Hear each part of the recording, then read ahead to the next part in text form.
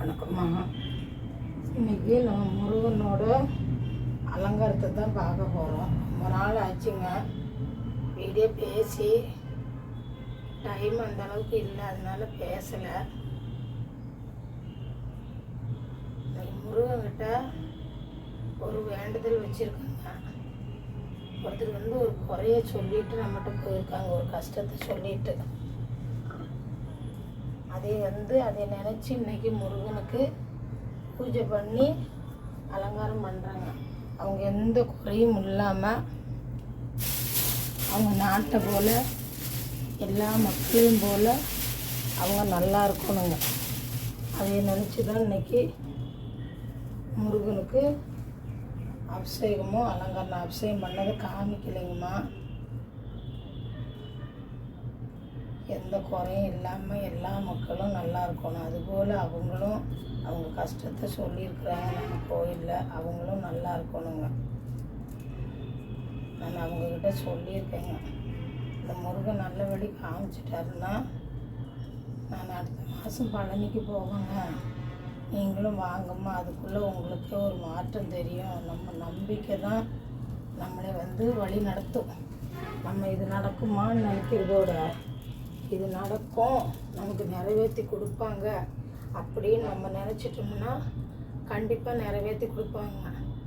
நடக்குமா நடக்காதா அப்படிங்கிற ஒரு அளவளவோடு நம்ம சாமி கும்பிட்றது, இது எனக்கு நடக்கணும் முருகா, எனக்கு நடந்துடணும் அப்படின்னு நம்ம நம்பிக்கை கும்பிட்டாலே போதுங்க.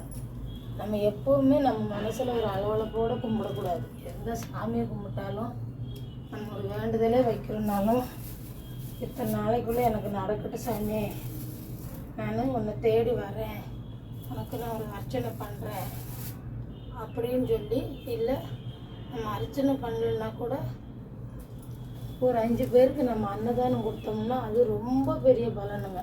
நம்ம சாமிக்கு அங்கே போய் உண்டியலில் காசு போடணும், நம்ம அர்ச்சனை பண்ணணுங்கிறதெல்லாம் இல்லைங்க.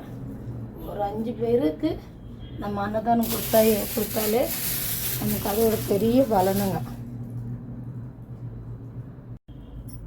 நம்ம போய் உண்டியல்லையோ அப்படி இப்படி நம்ம போட்டு நம்ம ஒரு காரியம் பண்ணுறதுக்கு போய் அந்த முருக கடவுள்கிட்ட நிறைய பேர் இருப்பாங்க. அவங்களுக்கு ஒரு 5 பேருக்கு நம்மளால முடிஞ்சது ஒரு காணிக்கையா இல்லை ஒரு சாப்பாடா இதை நம்ம வாங்கி கொடுத்தோம்னா நமக்கு அது ரொம்ப பெரிய பலன் கொடுக்குங்க.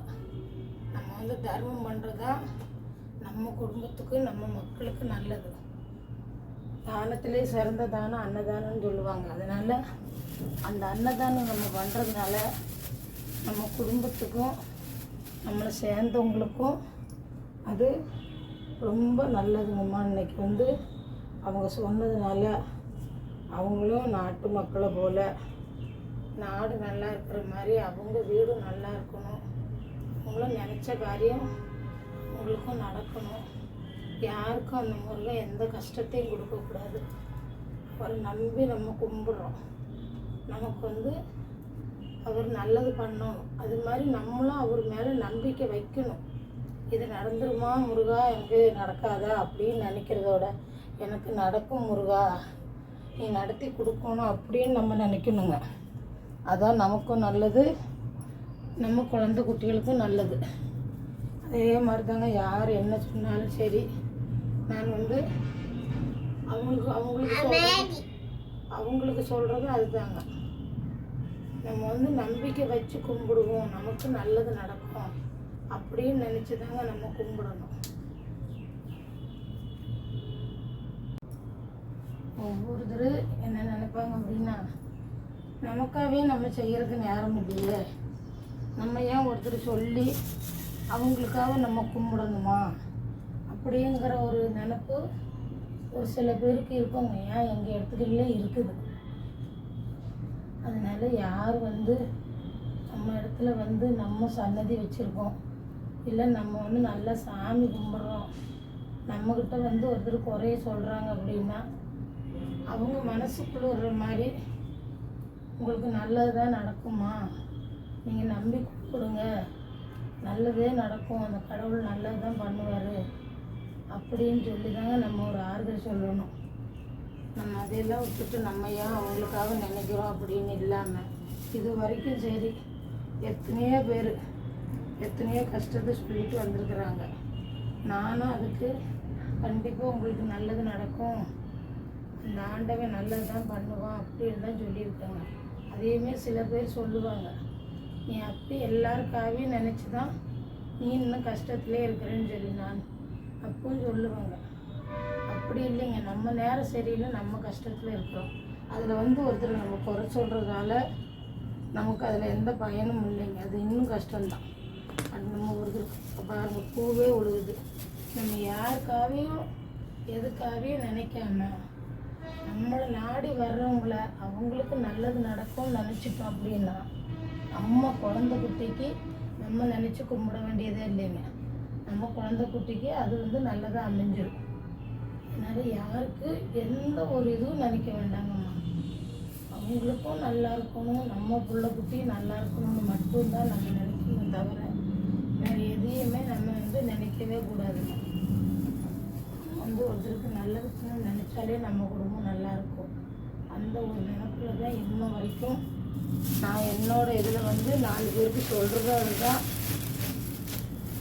யாருக்கும் எந்த கஷ்டத்தையும் கொடுக்காத முருகா, எல்லா மக்களும் நல்லா இருக்கணும், எல்லா மக்களும் நல்லா இருந்தால் மட்டும்தான் நம்மளை தேடியும் 4 பேர் வருவாங்க, அந்த சன்னதியை தேடியும் 4 பேர் போவாங்க.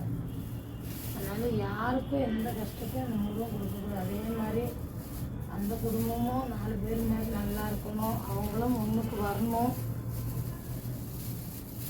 அவங்களுக்கு அந்த கஷ்டம் தீர்ந்து இந்த வருஷத்தில் அவங்களும் நல்லா இருக்கணுங்க. அதுதான் என்னோட ஆசை. அவங்கள நம்பி குடும்பம் இருக்குது, குழந்தை குட்டிங்க இருக்குது. நல்லா இருந்தால் மட்டும்தான் அவங்க குழந்தை குட்டியை அவங்க பார்க்க முடியும். அதனால அவங்களும் நல்லா இருக்கணும். கோயில் வீடியோ சாமி வாரையம்மா கும்பிடுறதெல்லாம் அதனால பேசுகிறதுக்கு டைம் இல்லைம்மா, கொஞ்சம் உடம்புக்கும் நல்லா இல்லாதனால பேச முடியல. இன்றைக்கி நான் முருகனுக்கு பண்ணியிருக்க அலங்காரம், இந்த பூஜை இதெல்லாம் உங்களுக்கு பிடிச்சிருந்தா அப்படின்னா மறக்காமல் லைக் பண்ணுங்கள். வணக்கங்கம்மா.